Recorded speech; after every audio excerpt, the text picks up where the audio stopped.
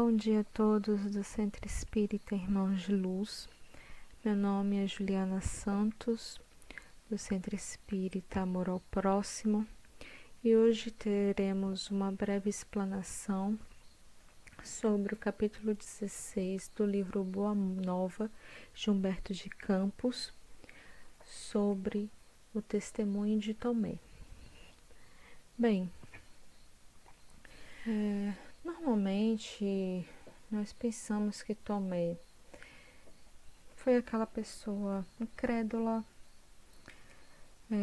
uma pessoa com muitas dúvidas, e ele passou a ser um símbolo do ceticismo. Mas hoje teremos uma nova visão, uma nova interpretação sobre os pensamentos dele. O Tomé, ele é um personagem que menos aparece no Evangelho comparado aos outros apóstolos.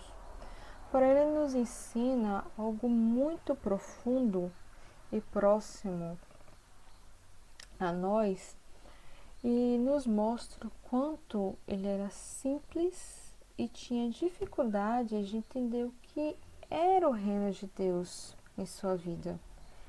Isso nos remete a nós mesmos. Assim como nós, ele tinha virtudes e defeitos.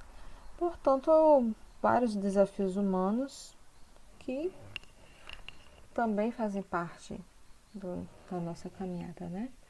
Então, ele acaba sendo uma referência para as nossas lutas.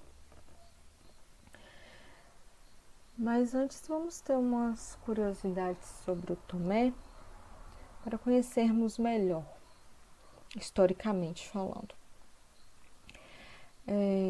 A tradição, ele assevera que o Tomé, ele era descendente de pescadores. Portanto, ele era uma pessoa muito simples da cultura hebraica, uma pessoa, inclusive, excluída. Ele não tinha nenhum prestígio social e econômico. O nome de Tomé, segundo a história, ele parece não ter sido preservado. Portanto, a expressão Tomé, ele vem de Tomá, em aramaico, e é traduzida ao grego com o significado de Dídimos, que significa gêmeos, sendo então um adjetivo e não um nome. E graças a isso houve várias especulações de estudiosos, historiadores, e alguns deles sugeriram a possibilidade até de Tomé não ter sido um personagem, ele ter sido gêmeo de alguém, ou que o nome real era Judas Tomé, ou até mesmo ele ter sido o próprio Judas Iscariotes. Então, os historiadores sempre colocam Tomé como um adjetivo e não como apóstolo ímpar. Porém, no livro Boa Nova, ele fica muito claro que Tomé é um apóstolo, uma personalidade à parte. Lá em João, no capítulo 20, versículo 25, ele cita Tomé como sendo um aprendiz desconfiado. O Emmanuel, na obra Fonte Viva, ele coloca Tomé como um símbolo do discípulo despreocupado e ausente, onde esquece suas próprias obrigações para desconfiar e suspeitar dos próprios companheiros. Ele diz isso pois Tomé esteve ausente na primeira aparição do Cristo aos apóstolos, né, como nós conhecemos a história, e sempre duvidando da veracidade dos próprios companheiros. Mesmo assim, ele era muito íntimo e amigo de Jesus, e Jesus tinha muita consideração com ele. Mas Tomé era um homem de fé, mas que tinha uma dificuldade de entender essa fé. Humberto de Campos, lá no capítulo 16, ele inicia citando o Evangelho de Marcos, capítulo 8, versículo 10, quando ele conta uma das excursões de Jesus em Dalmanuta, onde os fariseus discutiam com ele para ter um sinal dos céus. Jesus claramente recusava, como sempre, a essas investidas desnecessárias. É muito interessante nós trazer essa consideração, pois Humberto vai trazer para os bastidores o que não há no Novo Testamento. E podemos observar a ação de Tomé com tudo isso. O Tomé, ele era muito preocupado em tentar convencer e levar a mensagem evangélica da Boa Nova para essas pessoas. Essas pessoas que eu digo, os fariseus, pessoas que na época eram importantes. Porque pensando de uma forma muito humana, ele estava querendo resultados e eficiência. Ele, muito bem intencionado, dando esse parêntese, que ele queria que o evangelho propagasse, que ele alcançasse muitas pessoas, que fosse o mais longe possível. Então ele acreditava que para o evangelho ser vitorioso, ele precisava do apoio dos ricos e poderosos. E, sinceramente, nós não podemos negar que, do ponto de vista material, se nós temos uma relação de influência com pessoas conhecidas, poderosas, influenciadoras, voltando para esse século XXI, que é a era dos influenciadores digitais, né, como dizem.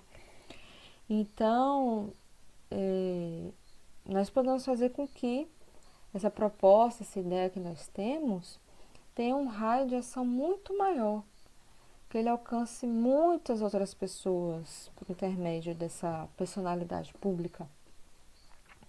Então, o Tomé, ele raciocinava de uma maneira bastante horizontal. Porém, a proposta de Jesus não era essa, né? Então, lá em Dalmanuta, estava ocorrendo um passeio desses fariseus, esses homens importantes. Então, Tomé estava pensando nesses homens e chegou para Jesus pedindo para mostrar o poder que ele tinha, né? Pois esses homens queriam ver, estavam atrás também de Jesus, querendo ver esse poder. Então, Jesus, desde então, estava observando e ele respondeu: se eles não acreditam, mesmo depois de tudo que eu já fiz, eles também não vão acreditar nos sinais do céu. Então, nós vamos encontrar nesse texto que Deus não faz milagres para nos convencer de absolutamente nada. Quando não é capaz de ver Deus nas coisas, menores que sejam, e nas pessoas, então é impossível ver o sinal dele. Às vezes está tão na cara a presença de Deus nas nossas vidas, como por exemplo nas pessoas, na natureza, nos animais, nas cores, tantas coisas fantásticas na nossa cara, na nossa frente todos os dias. Uma ação, pensamento, tudo divino. Então, qualquer outro tipo de sinal fica imperceptível, fica inacreditável para essas pessoas. O próprio Allan Kardec, ele nos diz isso lá no Livro dos Médiuns, que quase sempre as pessoas que estão buscando fenômenos e sessões mediúnicas, eles buscam e continuam sem acreditar, sem se convencer. como não amadureceu primeiro essa mentalidade, essa maturidade para lidar com os fenômenos, continuam com explicações infantis em relação a esses fenômenos, continuam com preconceitos em cima disso. Ou seja, às vezes o fenômeno é verdadeiro, é cristalino, autêntico, mas mesmo assim a pessoa que o vê tá com aquela mente tão deturpada, cheia de preconceitos, que simplesmente não entende, não aceita, não acredita, não vê. Não vê. E de que adianta, na verdade, ver tamanhas maravilhas se a pessoa tá cheia de preconceitos? E na história da fenomenologia, nós tivemos grandes sábios que chegaram a pesquisar fenômenos e negaram a vida inteira. Por exemplo, Charles Richard, Nobel de Medicina de 1913, ele pesquisou os maiores médiums, chegou a fotografar, conversar, interagir com espíritos materializados. E ele próprio concluiu que ele estava tendo alucinações e que a mente humana poderia produzir tudo isso. Então, voltando para os fariseus, eles não estavam procurando o evangelho, eles queriam um fenômeno, eles queriam uma diversão, um evento interessante. E mesmo assim, se eles vissem o maravilhoso, o inacreditável, eles não acreditariam depois. Então, o Tomé, ele insistia e Jesus analisava também na atitude mental dele. Tomé dizia: o que será do evangelho do reino e de nós mesmos sem o apoio de influentes e prestigiosos? Olha que mentalidade materialista. Então Jesus respondeu: Deus não exige que os homens o conheçam, senão no santuário do perfeito conhecimento de si mesmos. Eu vos pergunto, como nós conhecemos a Deus? Como nós temos essa fé? Mesmo que seja assim, no fundo de nosso íntimo. Está no perfeito conhecimento de nós mesmos.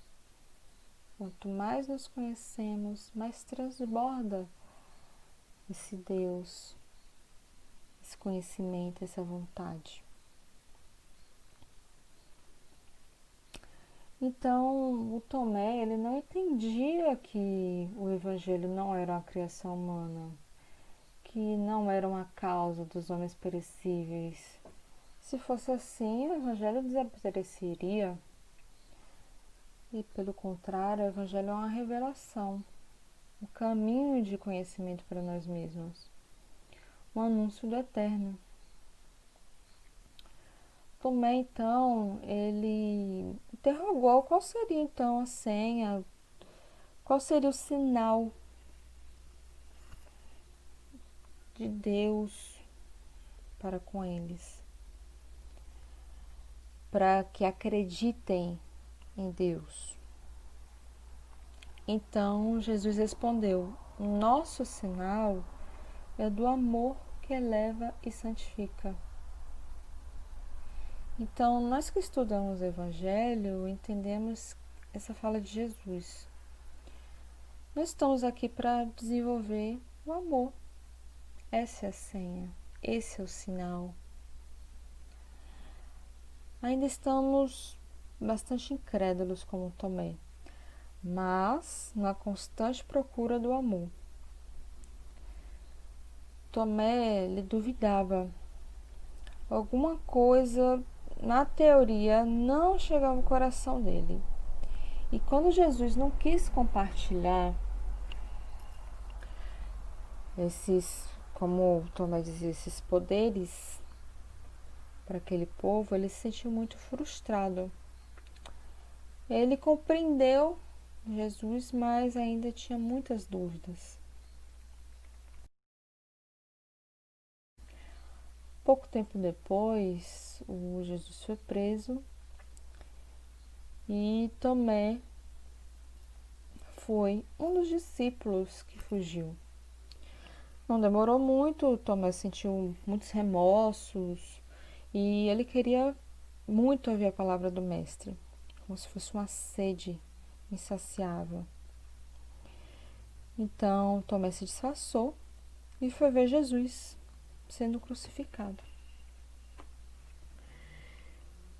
Ele se aproximava de Jesus, olhava nos olhos dele, sempre esperando um sinal. E devemos imaginar que Jesus era o Messias esperado para todo o povo de Israel. E naquela época tinha uma visão muito forte de que ele seria muito poderoso, que ele seria rico. Tanto que na época consideravam que homens felizes e de Deus eram aqueles que tinham muitos escravos e riquezas. Então vejamos que é uma colocação totalmente diferente da proposta de Jesus. E Jesus morrer daquela forma era um instrumento de vergonha muito grande. Tomé sabia disso claramente. Por isso vinha muitos questionamentos, muitas dúvidas. Será que ele é mesmo mestre? Será que ele é o Messias? Será que eu estou no caminho certo? Então Tomé se aproximou de Jesus e ele ouviu: Tomé, no Evangelho do Reino, o sinal do céu tem que ser o completo sacrifício de nós mesmos, o amor. Tomé compreendeu aquela palavra. Era o sinal que Jesus estava ensinando. E ele chorou copiosamente. Ele chorava porque Jesus se sacrificava, amando, enquanto ele estava fugindo, disfarçado. Então ele sentia muito remorso e vergonha com isso. Ao invés de ver a cruz como um símbolo de vergonha, é muito pelo contrário. A postura de Cristo diante da cruz era um sinal do céu. Ele se comportou no martírio como ninguém nunca havia se comportado diante do sofrimento. E a postura moral que ele representa é uma grande mensagem para nós.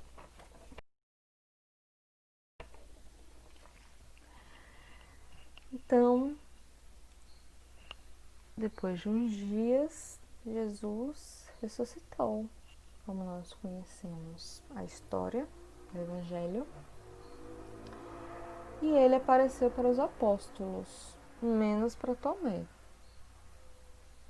Então Tomé, mais uma vez, ficou incrédulo, desconfiou dos próprios companheiros. Quando Jesus ele reapareceu, ele pediu para Tomé tocar suas feridas. E aí sim, Tomé acreditou. Aí sim, Tomé caiu na real.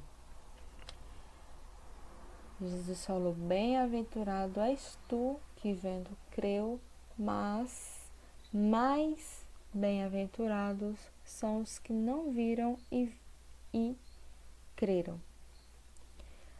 Tomé, quando ele tocou nas feridas do corpo de Jesus, ele curava as feridas da própria incredulidade. Ele curava as feridas da sua alma. E, sinceramente, se formos olhar para um aspecto bastante amplo, é muito proveitoso para a nossa fé, para o nosso aprendizado, a incredulidade de Tomé do que a fé dos discípulos que não duvidaram. Porque no nosso nível evolutivo, nós estamos muito mais propensos a duvidar do que acreditar. Então, a incredulidade de Tomé, que por tanto tempo acompanhou Jesus, conversou com ele, com os apóstolos, mesmo assim ele duvidou, nos remete a pensar sobre o nosso próprio conceito de fé. Quantos de nós já tomamos ou ainda estamos nessa condição de acreditar em só aquilo que nossos sentidos materiais podem perceber? É aquilo que eu falei, em ver Deus, ver o Cristo em todos os lugares, de todas as formas, não só o material. Então, a falta de fé ou a sua existência superficial muitas vezes nos deixa cegos para o amor e para reconhecer Jesus e suas obras. O apóstolo Paulo, ele nos diz o seguinte: a fé é o fundamento dos bens que se esperam e a prova das realidades que não se veem. Então, torna-se claro que a fé é a prova da verdade daquelas coisas que não podemos ver, mas pois aquilo que se vê já não é objeto de fé, mas é um conhecimento direto. Então, vamos pegar esse aprendizado de Tomé e refletirmos qual a senha que precisamos ter como cristãos.